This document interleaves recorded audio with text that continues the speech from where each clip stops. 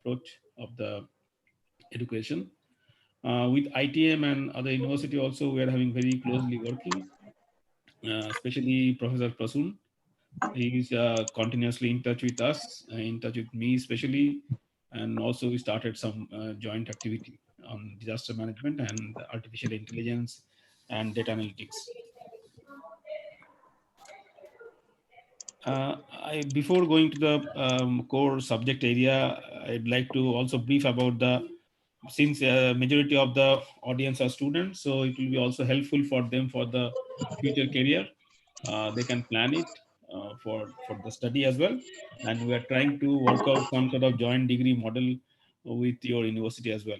Like partly the students will be uh, studying in your university as well as in AIT. We're trying to explore the model how we can develop some joint degree program or sort of sandwich program, something like this. So these are the regular program we are offering in our AIT campus. Is professional degree for 1 year, postgraduate certificate program is for a few months duration, and normal masters for 2 years, and also doctoral degree for 3.5 years. We don't have any undergraduate program, so we are actually institute for the higher education. So we normally offer masters and PhD programs. Under the disaster management, we are trying to cover a large amount of number of subjects, starting from core engineering to core social science, and also mixed. So these are the few glimpse of the courses what actually we are offering. So you can see like there are studies from civil engineering also, architecture as well, and township planning. We are very regularly organizing large scale sort of international conference with multiple country participation. So this is actually a series of the conference we call higher education disaster risk reduction program. So this 2017 we organized one. You can see there are 24 plus countries participated. Uh, Everything is in our campus in Bangkok. Uh, so I was organized this program as a chair, and following that program also we organized in 2019. And this year, and you can see the partner universities from Japan, from Malaysia, and also from the UN agencies. This year also we planned, but unfortunately because of the COVID, we have to shift that program to the next year. Very shortly, we'll be announcing this, and also we'll request ITM as a partner, academic partner. So obviously, we'll discuss in a administrative level, but the announcement will be coming soon. Also, we'll encourage the students to join that conference in April, most likely in April 2021. And that will be physical program as well as hybrid.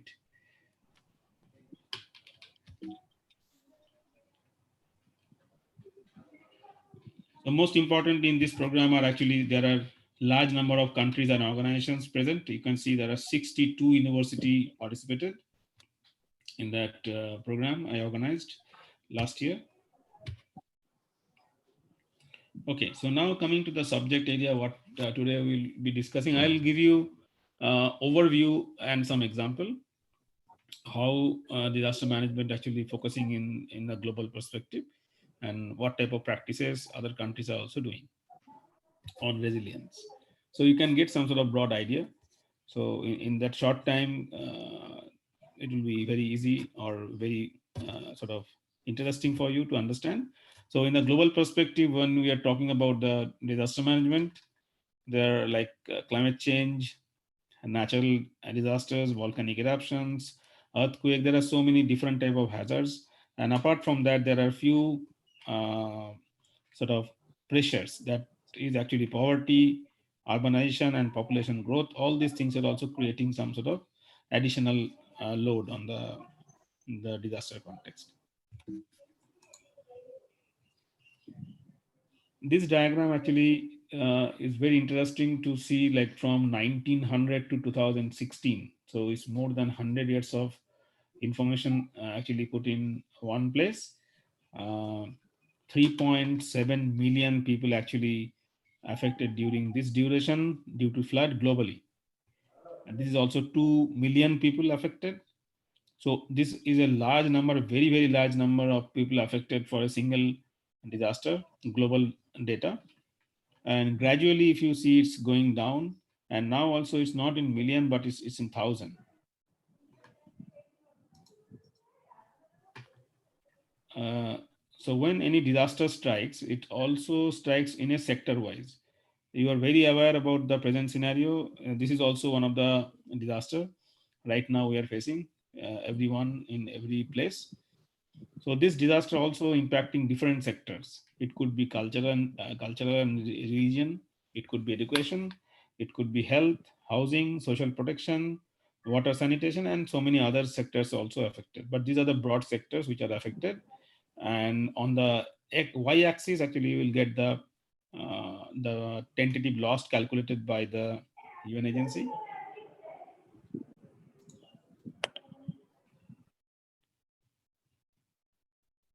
So these are the 20 largest city in the world in terms of the population. And there are few cities also marked here. Delhi, Manila in Philippines, Karachi in Pakistan, Los Angeles, Bangkok, Kolkata, all are highly densely populated cities, and also they are very much vulnerable for the disaster. So when you're talking about the cities, there are few important aspects we need to understand for the cities in terms of the resilience. So the cities resilience depends on these four major factors. Based on your sort of core area, you can choose which area you should do research and which area you should do focus to enhance the knowledge and enhance the application. So first one is the institutional, that is mostly on the governance and the legislation and developing the law and guidelines.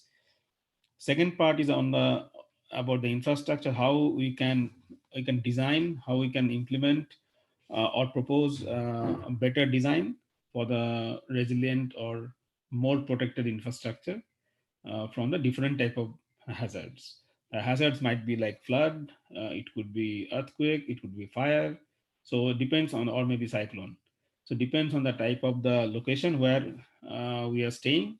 So depends on that, we can design our buildings, we can design our infrastructure uh, more resilient.